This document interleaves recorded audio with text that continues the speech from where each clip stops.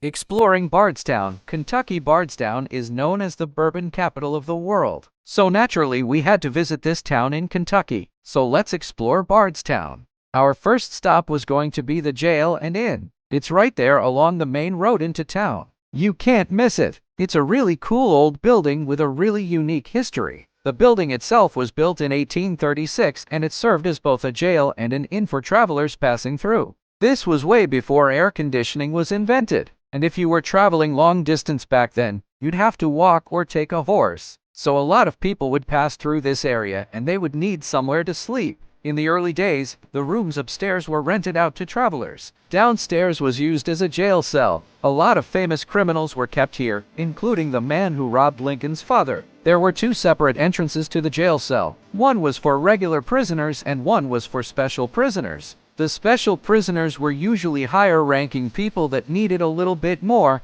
shall we say, comfort during their stay. These people could afford to pay extra, and they got their own key to their cell. Regular prisoners did not get a key, and they had to be escorted to and from the outhouse by a guard. During Prohibition, the jail and inn actually made their own beer and liquor, which they sold to people in the area. They even had their own recipe for a very potent beer called Thunder. Their motto was "Drink our beer or sleep in our cell." Back then, the building also housed the city's first fire department. Now, today, the building is a bed and breakfast and a museum. It really has a cool atmosphere, and it's definitely worth stopping by if you are in the area. Right next door to the jail and inn is another popular place called the Old Talbott Tavern. We had heard about this place before, and people said it was a must-see while visiting Bardstown. There's actually a legend that says Daniel Boone used to frequent this tavern. Some historians believe he might have even died here. Now, the original structure was built around 1796. Then it burned down in 1829.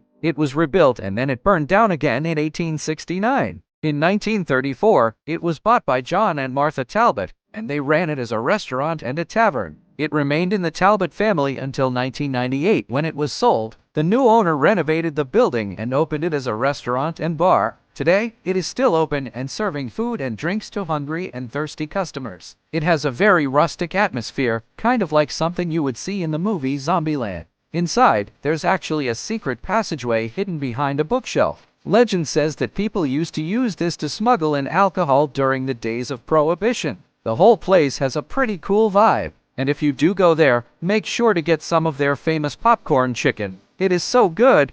As we continued walking down the street, we passed all these different shops. The first one we came across was the Five Brother Kitchen and Bar. It's been around since people come from all around for the experience. You literally can't walk past this store without feeling like you just have to try some food and have a drink. Next is Cactus Annie's General Store. They have a lot of unique fashions and accessories. We then went to Big Wally's Ice Cream. I had a chocolate fudge sundae and Tammy had an ice cream cone. Delicious. There are so many shops, so we'll show them to you as we walk by. So that was our visit to Bardstown, Kentucky. Even though it's a small town, it's definitely worth stopping by. There's a lot of history here and there's plenty to see and do. Thanks for wandering with Tienyer, and check back for more travel videos coming soon. Please remember to click the like and subscribe buttons as this helps our channel. See you soon!